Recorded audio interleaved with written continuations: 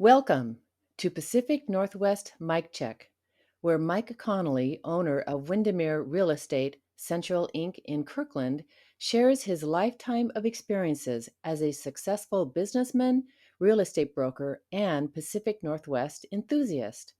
Throughout this podcast, Mike will be interviewing passionate experts in the industry who will give you a new perspective on the world of real estate, business, and life. Hello, and welcome to our third episode of Pacific Northwest Mike Check. My name is Sophia, and I'm so excited to have a very special guest on today. And I am very excited to introduce Mr. Nathan Gorton, Government Affairs Director at Washington Realtors to you all. Know Nathan over the course of the last many years, and really excited to have you on board, Nathan. Hey, thanks. I appreciate the invite. Episode number 3. That's Episode great. number 3. So last month was Tom Hurdlebrink, somebody you know quite well. Oh, yeah. And that was a fun time. So, we've been looking forward to have you on board as well. So I'm just going to kind of kick it off with, you're the Government Affairs Director for Washington Association of Realtors. What was your career path leading to your current job as Government Affairs Director? Right. It's a little bit of a weird job for sure. So I got started in this line of work actually in college. I saw an ad in the newspaper about a paid internship. By paid, I mean they gave me $200 and asked me to intern 20 hours a week. So on a congressional campaign, and I just kind of caught the bug, and I was a political hack, and I worked political races from city ballot issues all the way up to congressional campaigns in Washington.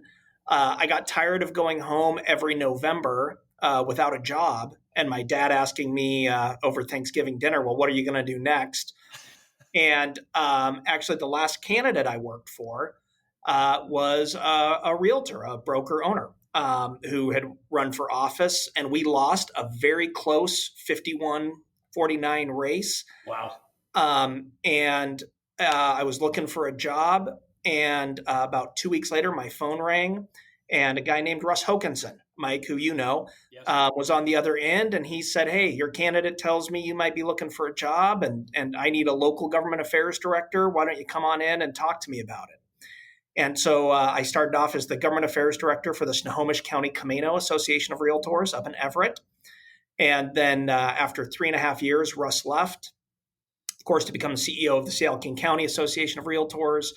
And they looked around for volunteers to take over as executive officer. And I guess I didn't step back quickly enough. And so I got to do that for 3.5 years. And I enjoyed it. It was totally different, though, than being a government affairs director. Yeah. And after about 3.5 years, Steve Franks, the CEO of Washington Realtors, called and said, hey, can I have lunch with you? And that was 10 years ago. So, Wow. I've been a government affairs director at Washington Realtors now for 10 years. Unbelievable. That time goes by pretty fast. Yeah, it does. Well, I feel way too young to have had a job for 10 years. Well, hopefully we get to keep you for a while longer. So that leads to the next question is, what's your job today? What do you do? Yeah, it's and one of the reasons I love my job is every day is so fundamentally different. I do a lot of different things. I manage our government affairs department, which includes 2 contract lobbyists, 4 staff lobbyists, and a PAC fundraiser. And then I also work with our leadership team to make sure that they're updated on what we're doing and that I'm hearing from them about questions and concerns they have. I am the main manager of our political action committee. Washington Realtors has a pretty large PAC. And so right now we're in the thick of election season. So that's taking up a lot of my time. Deciding who we're giving money to and how we're spending money. And then also, I'm also part of our federal lobbying team, not a big part of the federal lobbying team, but I do some of that. And so talking to our federal delegation about what's going on and what we need here in Washington is also a smaller part of my job. And the federal debt, I'm off script here a little bit, Sophia, so bear with me, but the federal delegation is with the National Association of Realtors?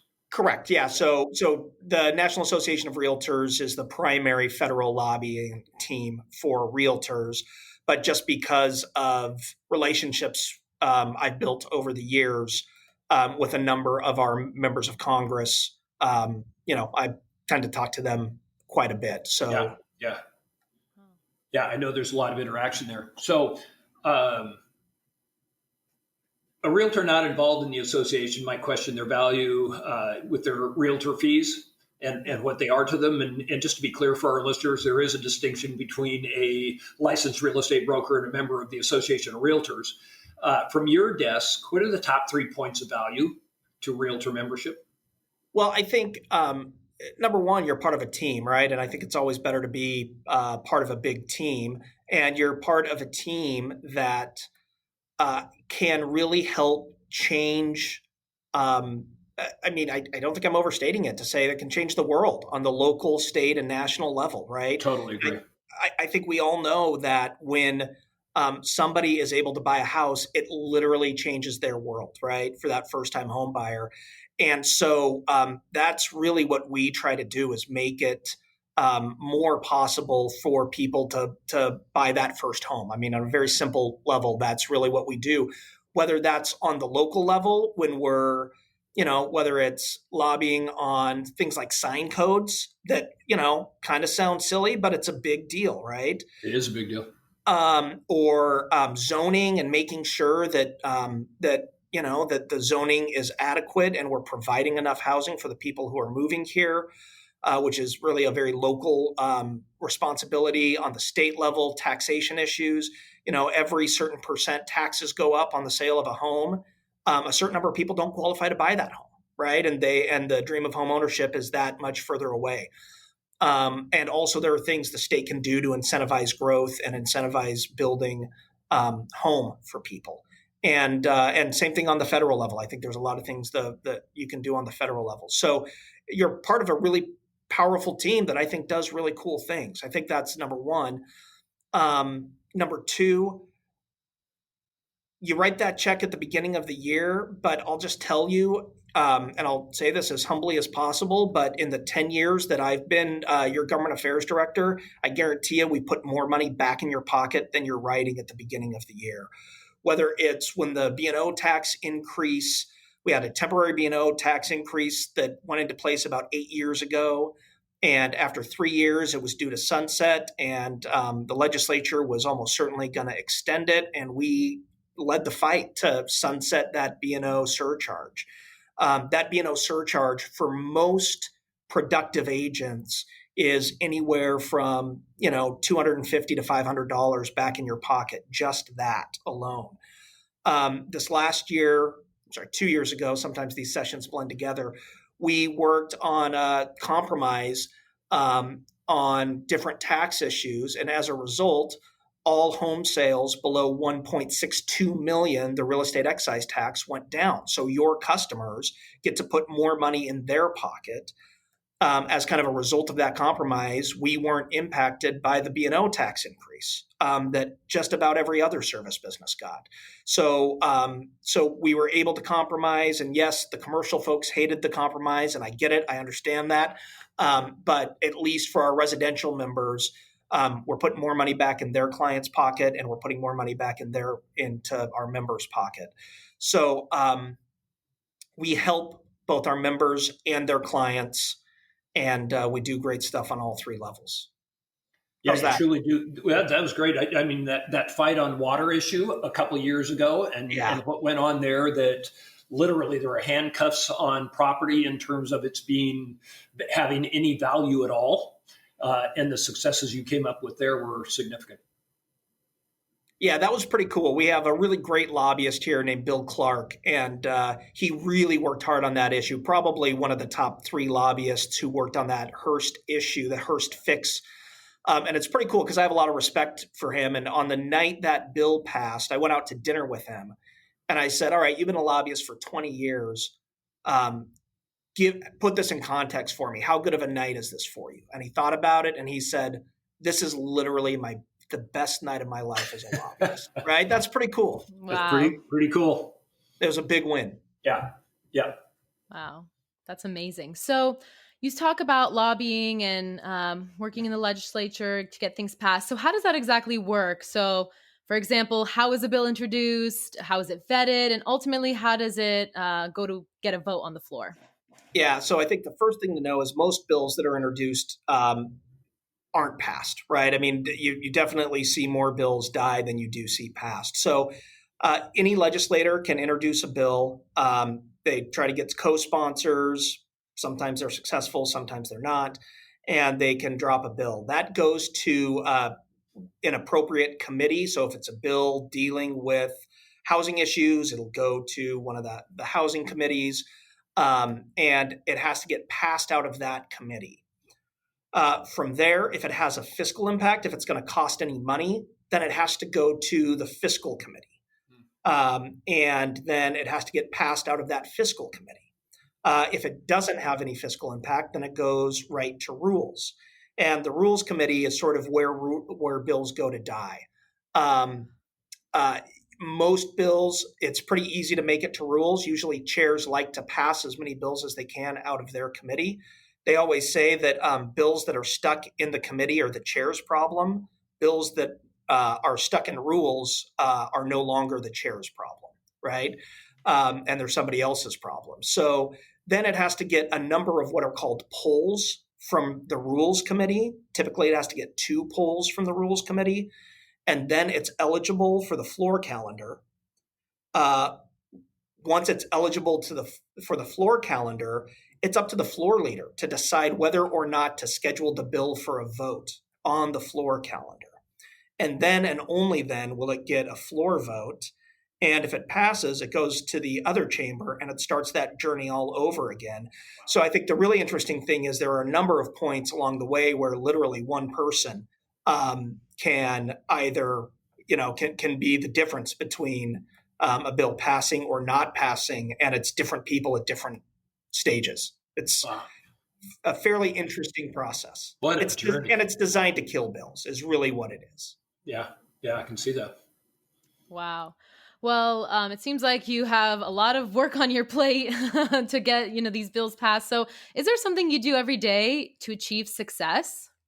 Yeah, good question. So I like to read as much as possible and talk to as many people as possible of all different types of persuasions. I see the legislative priorities and the legislative process as kind of a puzzle that I'm trying to put together. So I'm on Twitter all the time. I barely ever tweet, but it's a great place for information. And it's a great place where you can find out priority bills for different organizations, right? And that's sort of one piece of the puzzle. And then you talk to legislators, and you always have to keep in mind, I think, when you're talking to different people, they're approaching it with their own needs and desires, and that's how they're telling you about things. So, for example, I was talking to a Republican legislator the other day who was very certain that the legislature was going to try to pass a state income tax this next year. And certainly there'll be more talk about a state income tax than we've ever had before.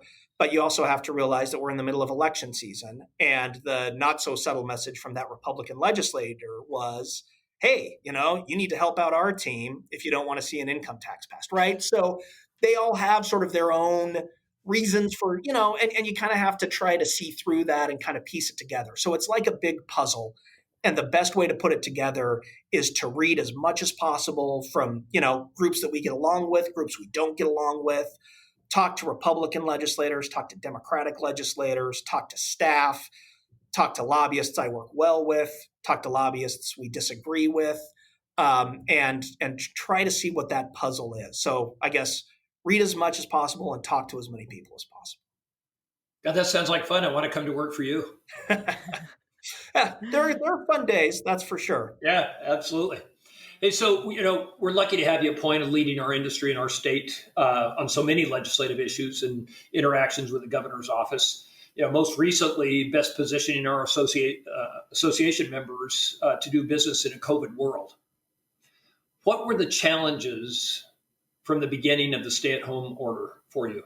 to bring us to where we are today, which is practicing business at a pretty high level. We're blessed. Yeah, right. It was a very crazy time. First of all, we were just coming off, literally, we had just ended the legislative session. And the end of the legislative session, the last 10 days, is the most busy part of the legislative session. And so usually once session ends, the lobbying team kind of tries to step out of town for a little while. But of course, then we were faced with the COVID crisis, and we were faced with the shutdown of many industries, including our industry. And so we immediately started talking to our leadership team.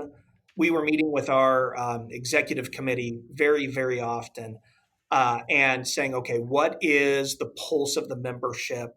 What do we need to do? What are the top 5 priorities right now? Right. And certainly priority 1, if you remember, for a few days, real estate wasn't an essential service. Right. And so real estate wasn't supposed to be practiced. And, I think it was interesting that essential services designation, I think, got some people hung up because essential services makes you think of firefighters and nurses and police officers. But it really is a very broad spectrum of people. And so definitely after talking in depth about it with the executive committee and hearing from, our designated broker community, it was very important to figure out a way to make sure that the transactions in the pipeline could proceed, right? And certainly a lot of that you could do virtually, but you couldn't do all of that virtually. And so we had to prioritize a number of things, right? And things like remote notary, and making sure that that was online. And what about inspections, right? And people going to the house and doing an inspection. And so, so we had to take all of that information from leadership and that priority list and then go back to the governor's office. And, it was a really interesting time. Right there, very chaotic, and nobody knew what was going on, and there was a lot of fear, right? And that's to be expected, right? Because nobody knew what this was. And so one of the fascinating dynamics, I think, and I have to give Kitty Wallace, who's the president of WR this year, a lot of credit. She has done a great job and been a very firm and tough leader. Every time we made a decision, there were critics within the membership on that, right? And that's okay. That's how it works, right? What a surprise. Right? 24,000 members, you're going to have critics. But, so we got that essential services designation within 2 days, right? I think we were the first industry to be pulled into that. And all of a sudden there was a petition started to take away the essential services designation online, right? And there were a few people talking about that. And it was interesting. We actually pulled our members on that. 92% of our members wanted us to fight for that essential services designation. So we felt pretty good about it, but it was trying to find that pathway through that noise and through the chaos, and through the understandable concern, and do something that helped sellers who are in the middle of a transaction, buyers who are in the middle of a transaction and who could literally go homeless, help the industry out, but also protect your client, right? And so it was challenging, but at each step of the way, we had really good communication with the Washington REALTORS leadership. And then when they set the priorities, we went and we tried to make it happen, and leadership really backed staff up. So I thought it was a really great example of leadership staff partnership to get stuff done. Yeah, I thought you guys did a great job, and I think too, just tip a hat to the industry because they've taken the responsibility as very, very serious and given us additional privilege, even as recent as last week, to do open housing. So that was awesome. Thank you for that hard work. Yeah, I was hoping to hold off until this week to announce the open houses on the podcast, but the governor wanted to last week. Got it. It could have been breaking news here. I know. Oh, that's all right. We got good work done, so that was good. So, in my opinion, one of the most important discussions in Olympia is condominium liability reform. Yep. And at one point in time, as I was venting my frustration to you in the slowly evolving discussions between legislators, you told me that effective legislation is not necessarily achieved in one or two legislative sessions. Why is that? And how much of a frustration is that dynamic to you when so many issues have a significant degree of urgency? That's a great question, Mike. And I remember that conversation. The legislative process can be frustrating. Part of the issue, or a couple of issues. One, it's a part-time legislature. So, we have all sorts of people in Olympia who are all well-meaning, but most of them aren't economic development professionals. They're not real estate professionals. And so sometimes it's hard for them to grasp how these land use issues really do impact home ownership. And we try our best to explain it. But let's be honest. Condominium liability reform is not a sexy topic, right? No, it is not. And so you start to talk to a legislator about it, and you get, and these guys and these men and women have so much on their plates that you get 3 minutes with them, and we try to make it a priority for them. And so that's why we came up with 2 years ago the Unlock the Door campaign. Yeah, it's great. And we pulled all these issues. We tried to pull all these issues together into kind of one big tent to try to explain that thread that runs through it. But it can be a challenge. And then, there's always an issue of the day, right? And it's hard to know what the issue of the day is going to be in each session. But a lot of times, unfortunately, it isn't housing. I do think 2 years ago, the issue of the day was housing. And so it's just hard to get legislators to get to that level. So it can be frustrating, but it is incremental. And actually, I think we're going to have another bill or two on to help encourage condo development in this next session that I think have some prospects to move forward. So we're going to keep hacking away at it. And, it just kind of is what it is. It's what I'm used to. So I try not to get, you can't get too excited when a bill's going your way because somebody's going to step on it the next day. So, and you're going to have to make it right again. I'll remember that. I've got to be patient the next time I talk to you about something like that. Well, yeah, I'll say this. I always, at the end of session, I like doing something like yard work or like building something because it's like a straight ahead process, right? I know exactly what the steps are.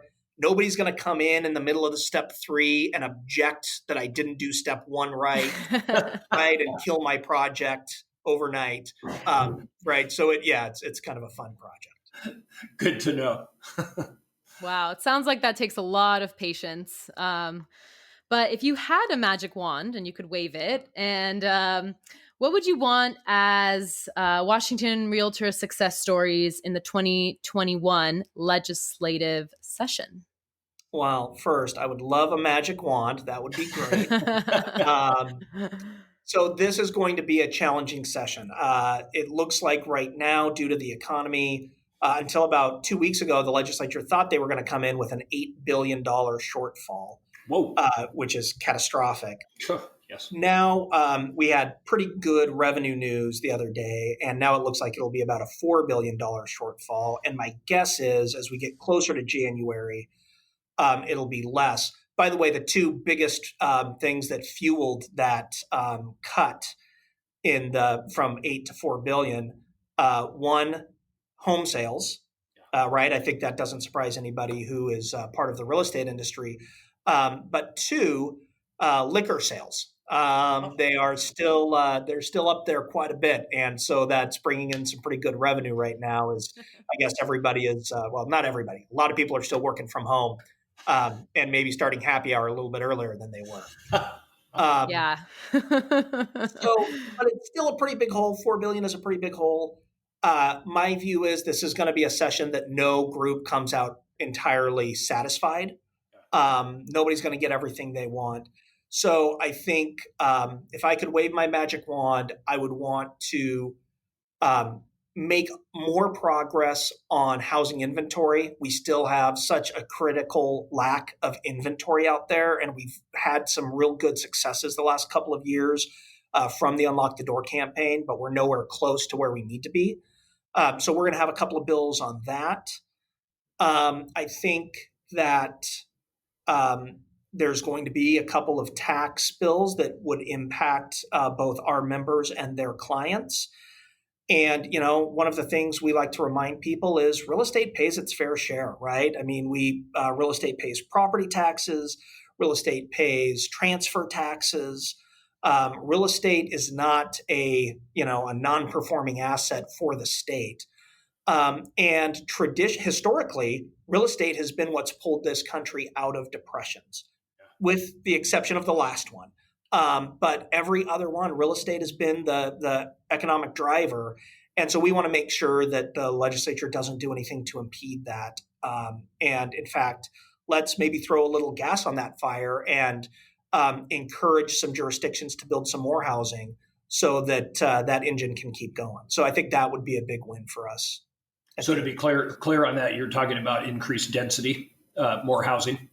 Yeah, I mean, that's probably the way that it would work. We've been successful incentivizing cities to consider kind of smart density, missing middle type housing, cottage housing, duplexes, triplexes, and single family zoning, things like that.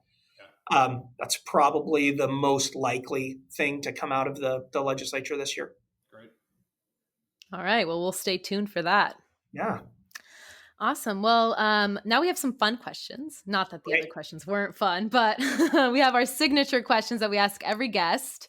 So what does the Pacific Northwest mean to you? Yeah. I think if I could just summarize in one word, it's home. It's, I moved here when I was in 5th grade. My dad and his wife live here. My 3 siblings live in Washington. I grew up in University Place before it was University Place, and then went to UW and in Seattle, and lived on East Lake and went to the Zoo Tavern quite a bit. Then after that, I moved to Everett and lived on Whidbey Island, where, by the way, little plug, Deception Pass. If you've never done Deception Pass, I think it's the most beautiful spot in Washington, and you have to go do it. And now I live in Olympia, and my wife was born and grew up here, and her siblings are here, and her parents are here. So it's home. It's hard for me to think about leaving. Pretty deep roots. Yeah. Yeah, pretty deep roots. So here's the toughest question of all. All right. It's very thoughtful. If you could only listen to one song for the rest of your life, what would it be, Nathan? Great question. So I have sort of an eclectic music taste. I say eclectic. I think my wife would claim that my music taste kind of stopped in high school. A big fan of 90s hip hop. Big fan. I think, though, like listening to Heavy D and the Boys forever and ever would get a little repetitive. I think I need something with a little more nuance. So I think I'm going to have to go with something by U2, best rock and roll band ever.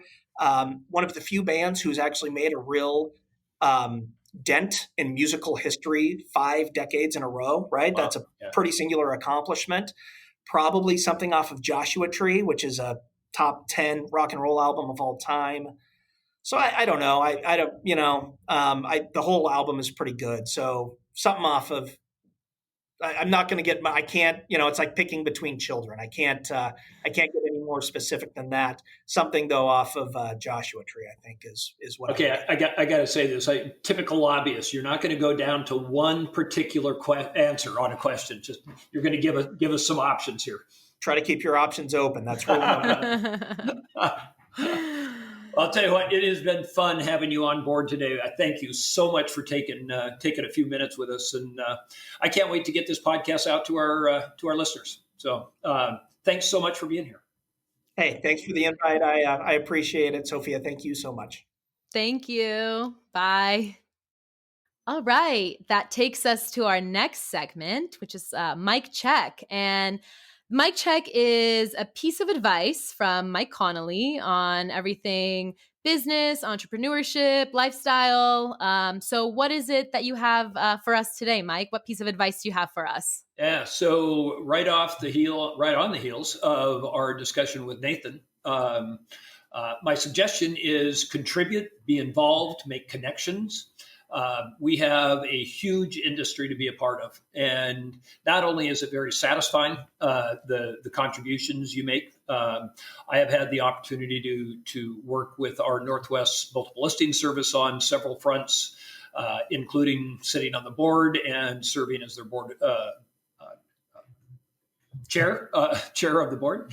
But additionally, and then as Nathan has joined us, I've spent a lot of time with the Association of Realtors, and those relationships have come back to serve me a great deal again on just very satisfying, as well as being able to contribute to the industry. So get connected, be involved, and contribute to our industry. Yeah, that's great advice for everyone in all types of industries. Absolutely.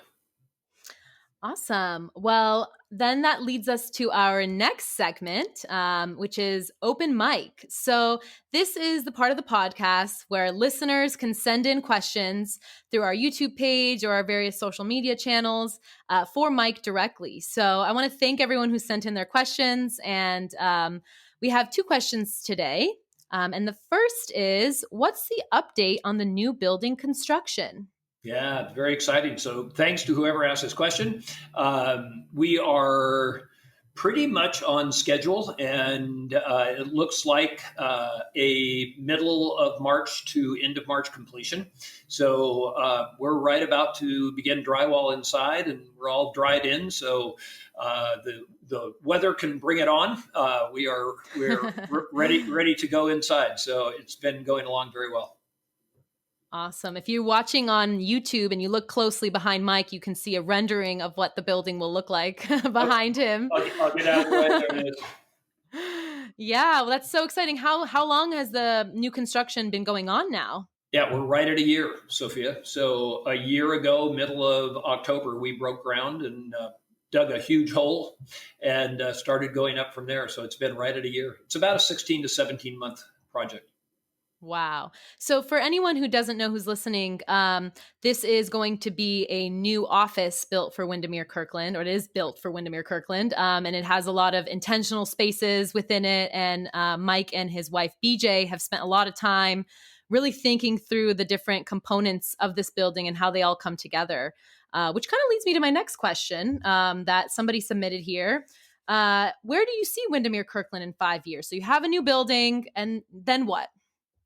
Well, so especially the last 10 or 12 years, our mission, I guess I would say, is to become more and more prominent in Kirkland and on the east side with regard to contribution to business and contribution to community. And actually, you're helping us lead the charge in that way on several different platforms. But is really just to grow our presence in the area, both on the business level and on the community level in our contributions. Yeah, that's incredible. And I've been lucky to see, I've been working with Windermere Kirkland now for the past almost 2 years. And just within that short amount of time, how much you have grown. And it's exciting to watch it all come to life. So it's exciting to see where you guys will be in 5 years.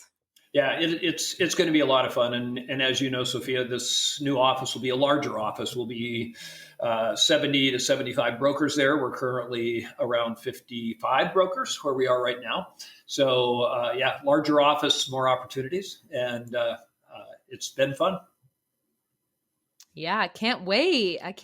Well, if anyone does have any questions for Mike on anything business related, real estate, lifestyle, entrepreneurship, Kirkland related, please feel free to message us on any of our social media channels and leave a comment on YouTube, and we'll be sure to get to it on our next podcast. Yep, we'd love to hear from you. Yeah, well, I want to thank you, Mike, for such a great episode. This was episode number 3 of our exciting new venture. And thank you to Nathan and all of the listeners who have tuned in. We're really excited. If you want to go ahead and announce our next guest. Yeah, I'd be glad to. And thank you, Sophia. Nathan, appreciate very much you.